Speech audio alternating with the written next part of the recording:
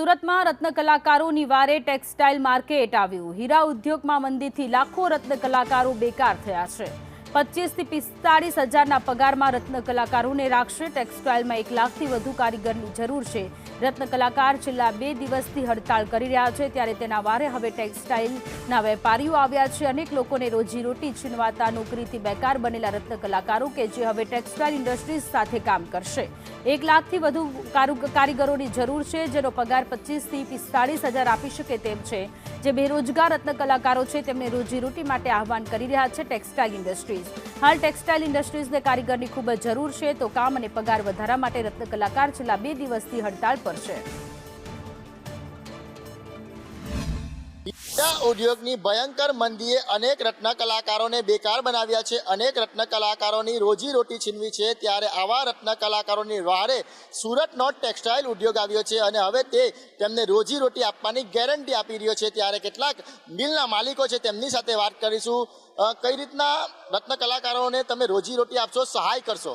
દેખો, છેલ્લા ઘણા સમયથી લગભગ હું માનું ત્યાં સુધી દિવાળી પછી હીરાના કારખાનાઓ શરૂ નથી થયા, ત્યારે ઘણા સમયથી એવું લાગે છે કે કામદારો એટલે કે રત્ન કલાકાર ભાઈઓ કંઈક ને કંઈક અલગ અલગ જગ્યાએ અલગ અલગ ક્ષેત્રોની અંદર રોજગારી માટે જઈ રહ્યા હોય। ત્યારે આજે જે પ્રમાણે પરિસ્થિતિનું નિર્માણ થયું છે, ત્યારે અમારા ઉદ્યોગની અંદર એટલે કે ટેક્સટાઇલ ઉદ્યોગની અંદર અલગ અલગ સેગમેન્ટની અંદર TFO હોય, લૂમ્સ મશીન હોય, વોટર જેટ હોય કે પછી કાંડી મશીન હોય કે અન્ય કોઈ પણ ક્ષેત્રની અંદર ટેક્સટાઇલ ઉદ્યોગની અંદર આવી જગ્યાઓ છે, આવી તકો છે ને 25 થી 45 હજાર સુધીનો માસિક પગાર સૂજે આવી તકો હોય, ત્યારે હું ચોક્કસ રીતે રત્ન કલાકાર ભાઈઓને આહવાન કરું છું। સાથે સાથે હું સરકારને પણ વિનંતી કરું છું કે રાજ્ય સરકાર આ પ્રકારની ગંભીરતાપૂર્વક નોંધ લે અને અલગ અલગ જગ્યાએ ટ્રેનિંગ સેન્ટરો શરૂ કરી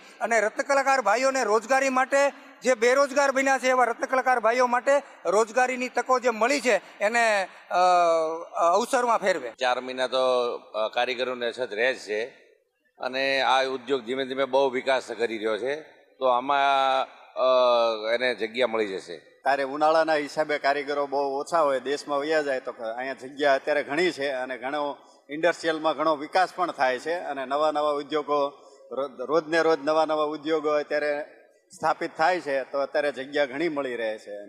કેટલી જગ્યા ખાલી હશે આ ઇન્ડસ્ટ્રીમાં? આ ઇન્ડસ્ટ્રીયલમાં અત્યારે 30% જગ્યા ખાલી છે, એટલે ડાયમંડમાં જે કારીગરો કામ કરે છે એ બધાનો સમાવેશ ઇન્ડસ્ટ્રીયલમાં થઈ શકે એમ છે કાપડ ઉદ્યોગની અંદર। બિલકુલ 30% જગ્યા ખાલી છે। તો એક બાજુ રત્ન કલાકારો ભયંકર મંદીથી પીડાઈ રહ્યા છે, ત્યારે રત્ન કલાકારો કહી રહ્યા છે કે રોજી રોટી આપો, પરંતુ સુરતની ટેક્સટાઇલ ઉદ્યોગ છે તેમાં વાસ્તવિકતા બિલકુલ અલગ છે। 30% જેટલી જગ્યા ખાલી છે, જ્યાં માસિક પગાર 40 થી 45 હજાર રૂપિયા હોવાનો પણ દાવો કરી રહ્યા છે। ત્યારે ટેક્સટાઇલ ઉદ્યોગ આહવાન કરી રહ્યા છે કે આવા જે રત્ન કલાકારો છે તે ટેક્સટાઇલ તરફ આવે અને ટેક્સટાઇલ તરફ તેઓ રોજી રેટવી મેળવે।